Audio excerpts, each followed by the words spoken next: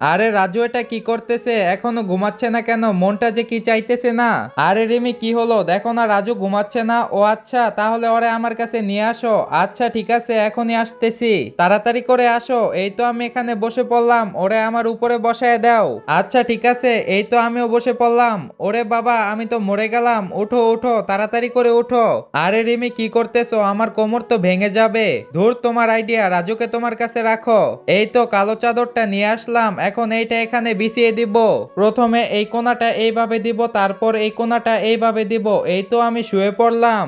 এখন আমার দুটি হাত চাদরের মধ্যে এভাবে দিয়ে দিব।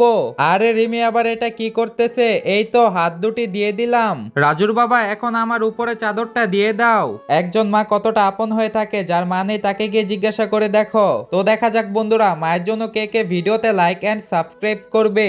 যারা মাকে ভালোবাসো তারা এই ভিডিওতে একটা লাইক করে চ্যানেলটাকে সাবস্ক্রাইব করে দাও। এই তো আমি উপর হয়ে নিলাম, আমি হলাম ইঁদুর। আরে এটা আবার রিমি কি বানালো? আরে রাজু দেখ, বাড়িতে ইঁদুর আসছে।